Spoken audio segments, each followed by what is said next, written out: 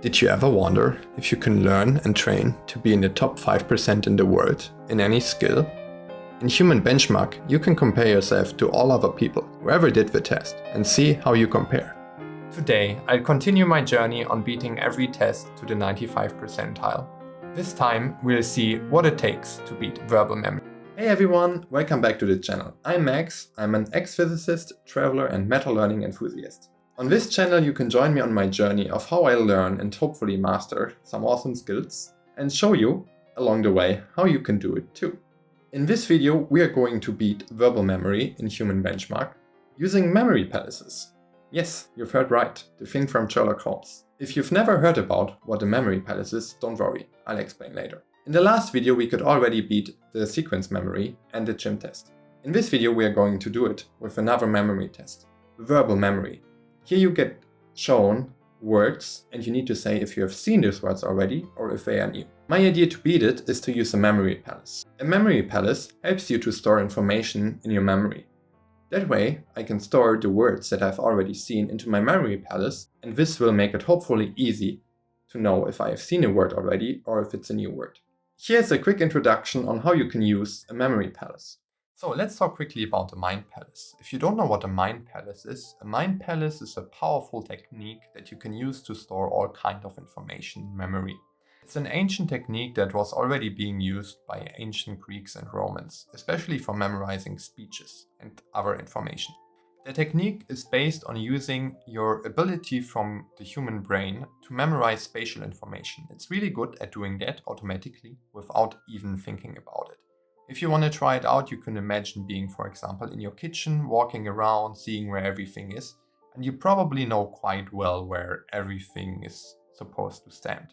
And memorizing that information was effortless in a way. So we're using that to store information and combining the spatial information that we have already being stored with other information that we want to memorize. So the first part is choosing a memory palace or mind palace and choosing a location of where you want to do it. It's good to choose places that you're familiar with. Let's say, for example, your house. So you can choose one room that you want to use. I use this room here as an example, this illustration room.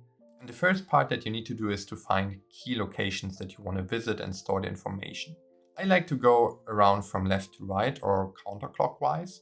So let's start in this room by, let's say for example, the lamp is the first position, the pillows on the bed are the second position, the PC is the third position, and the boxes on the wardrobe are the fourth position.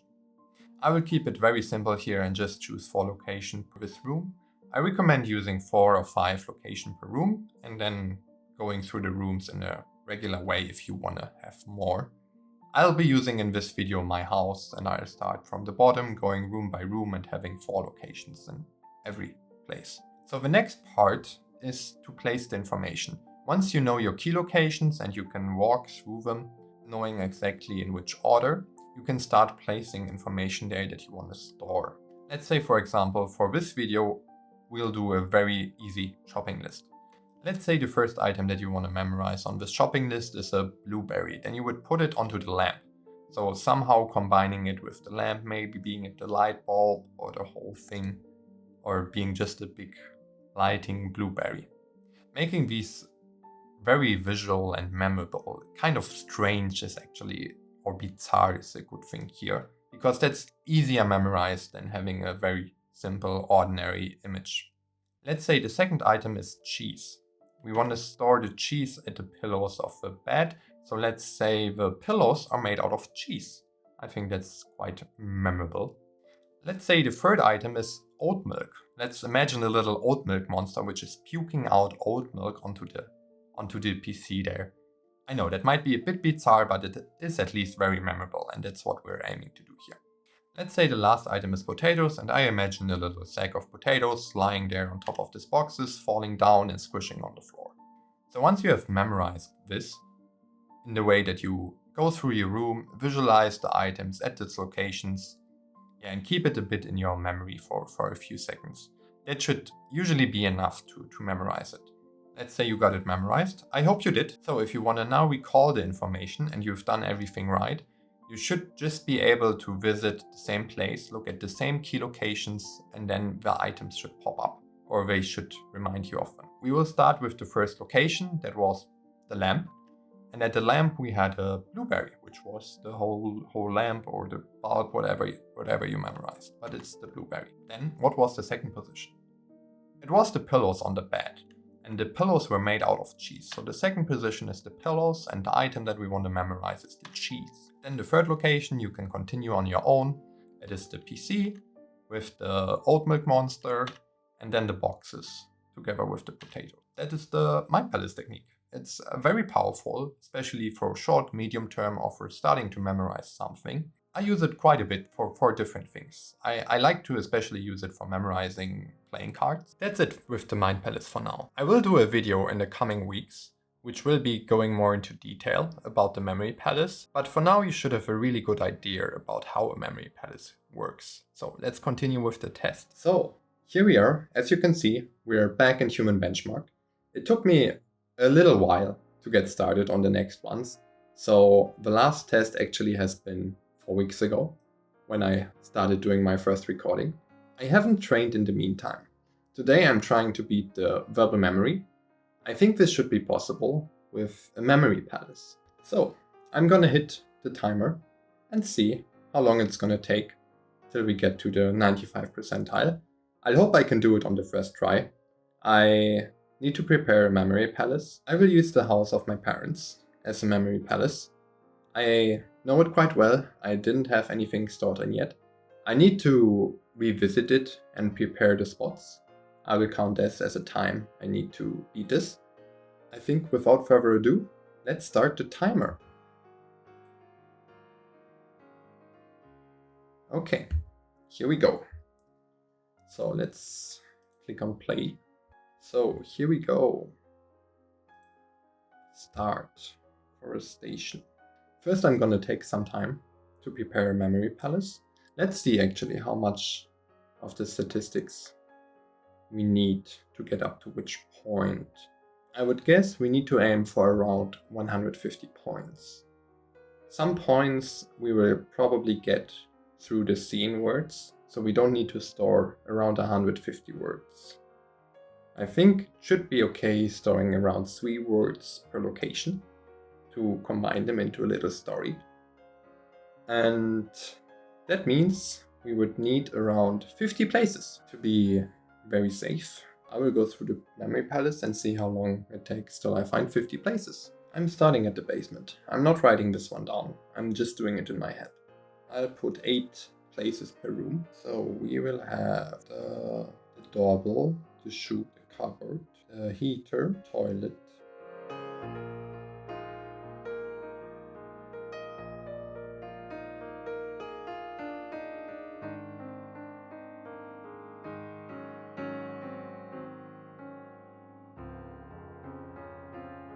Okay, I've got 40 places.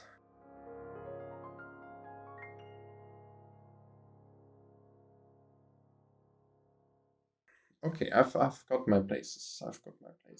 I'm not very good at going through them. I just want to see. I might be overshooting. That's why I'm a little bit less concerned with being very precise. But let's get started with the memorization. I will do 3 words into one. So first one is a forest station, or yeah, I will think about a forest station, like a bus station in the forest. Raised. I don't know what raised is, so I would say raised with a C would be racing. So the forest station is racing. We are seen into a lushing. I don't know what lushing is. I think of some leaves. So the forest station is racing into lushing.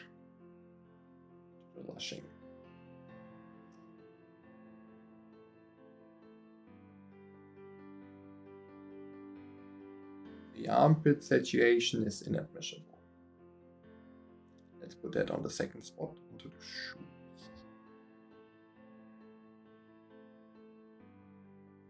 Processors digitalize schmuck.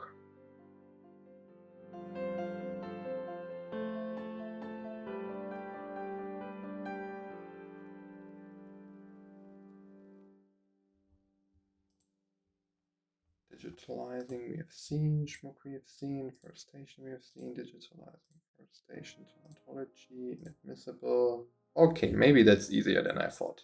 A lot of the words are actually seen already.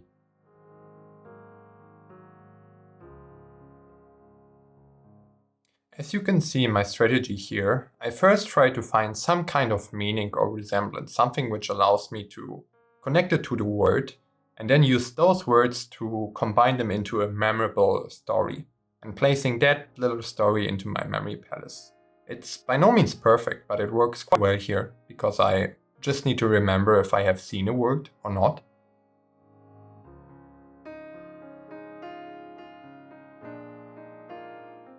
Okay, I put 4 in 1.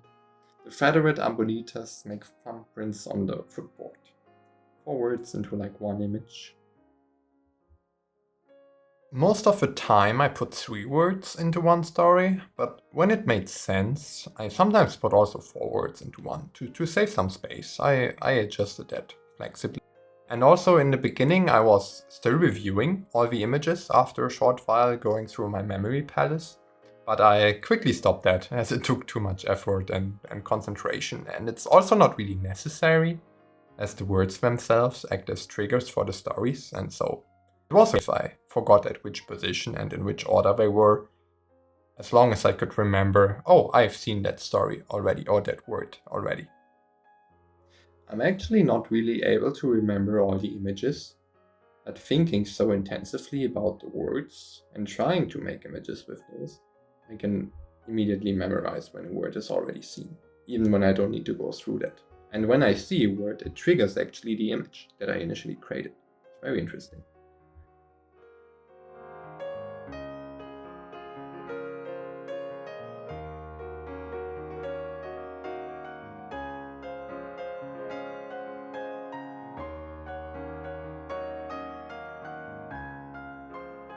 I have a feeling the word is seen, but I don't think it is. It doesn't give an image. I think it's new in form. Otherwise, I just put it again. If it's see, my life goes down. Conform. Oh, it was there already.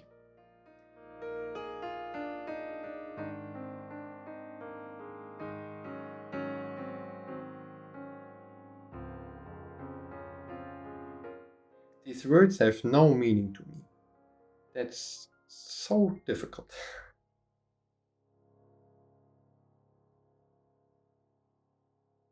Okay, I'm getting a little lazy now. Let's see how far we still go. Going a bit faster now.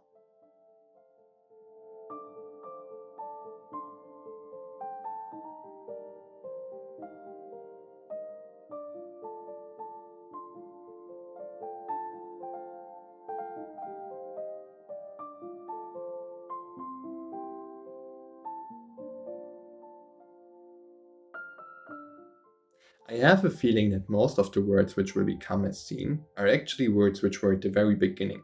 And at the very beginning I had the most concentration to memorize them. I think that helps a little bit.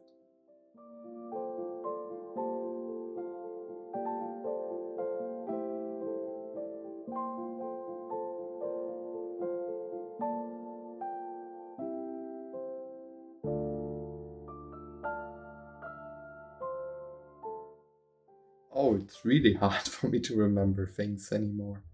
Wow, it's really a concentration training. Lines.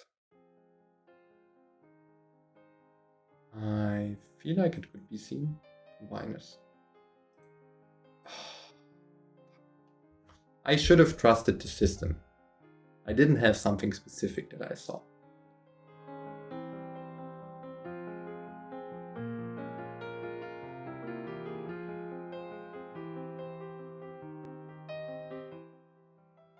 Dishonor.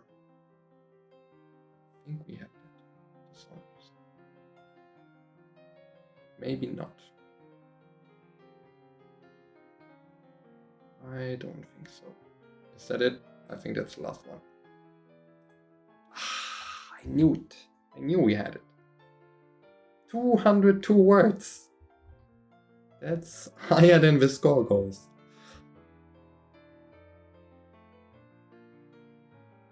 Oh, it takes the average. Oh, that's bad. Between what I did now and what I did before. So it says I'm just 96.3. Oh, I would be wondering how good you will be with 200 on a new account. The first one was here. The second one was here. So if I would have been directly here, I probably would have been on the 99th percentile. Okay. But that's the next one. Wow, I'm impressed. Next one, done. So it took me around 50 minutes with doing everything, setting up the memory palace, going through the words. I went very slowly and quite safely. I did a lot more words than I thought. I needed much less memory palace space than I thought. And probably the last 10 I didn't really memorize. It was too quick, my concentration was kind of gone after 40 minutes. But I still just continued to see it as good as I can. So here we have it. Second time, 202 points with doing the memory palace. First time, 45 points without any techniques, just going quickly through it. It makes a huge improvement by a factor of 4. That's it from this one. This leaves 5 more tests that we need to beat. 3 we have already beat to the 95th percentile. If you want to try the test yourself, it's down in the description.